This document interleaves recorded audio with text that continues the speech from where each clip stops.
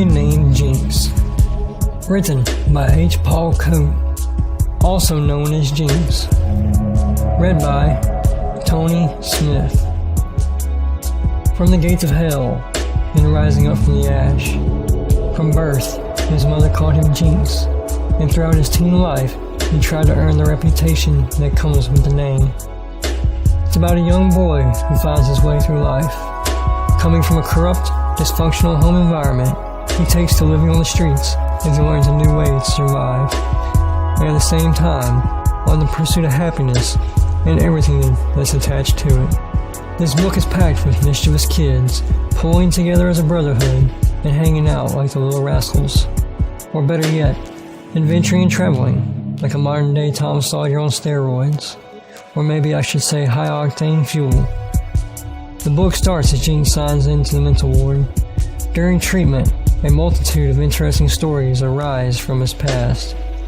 Then being released, he works hard to have a better life, trying not to drag along too much baggage from his past.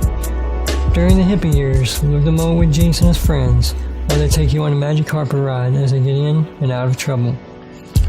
The book holds 42 plus blended stories, filled with suspense, action, drama, psychology, romance, and humor. You'll laugh until you cry.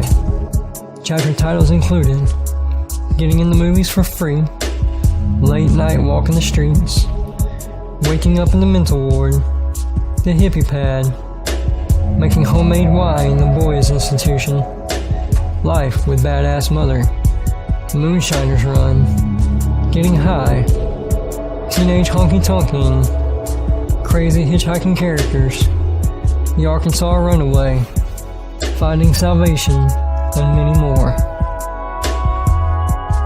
Here's a page out of the book. I glanced at the sign to my right. It read 10 miles to Mandeville. I never thought it would come to be the land of my salvation. In fact, I never thought much of Mandeville until that very day. I only knew that in order to save myself, I needed more help than what I was capable of doing alone. Anger. I always felt the anger. I thought I had to turn my eyes back to the road. The anger is what put me in such a predicament in the first place. State prison or state hospital. I knew what would happen if I chose not to get help concerning my mental stability. I would do something far worse than just get mad and maybe beat somebody up. I was afraid of what my anger would force me to do, so I'd made up my mind to check into the nut house for a little while, at least until I was somewhat calmer with life. I only hope they don't electroshock my brain to soup. I had a friend whose aunt's cousin's nephew was put in a mental ward. They gave him a blood transfusion from a monkey. It didn't seem to help much, but he seemed a lot hairier afterwards.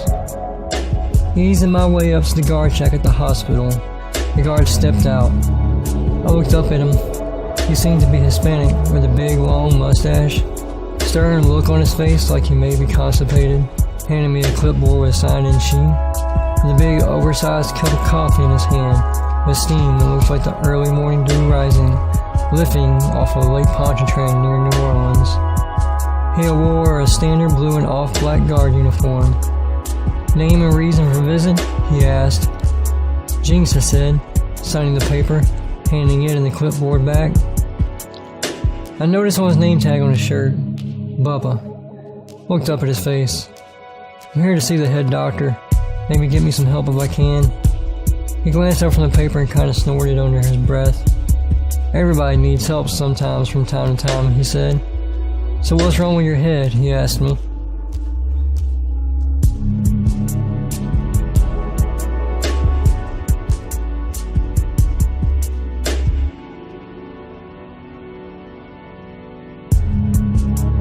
Here's another page out of the book. Now leaving the doctor's office, he takes me to another building, and through hallways and up some floors, and finally we were at the lockdown section, with the craziest of the crazy.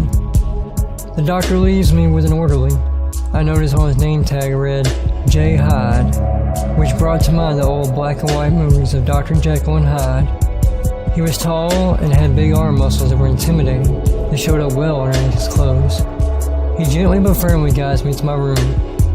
He opens the door and I look inside. It's a padded room. The floors, the walls, even the bed jutting from the wall was padded in white. The orderly hands me a couple pieces of light gray clothing, with the words across the back plainly spoken, "Hospital inmate," and a plastic bucket saying, in a deep, husky voice, which reminded me of Frankenstein, only a little more rough and scratchy, probably because he had smoked too many cigarettes in his day. "Sorry, lights out. Here's your uniform and a bucket to put your personal belongings in. Put the uniform on and hand me your clothes."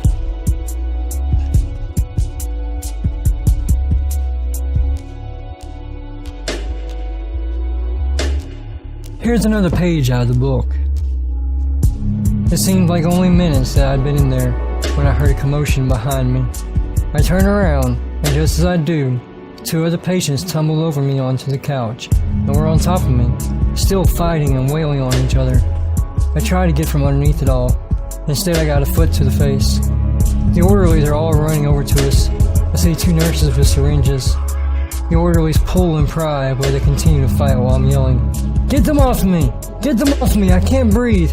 I'm not the one fighting!" No sooner did I get the words out when I feel a sharp pinch on my butt.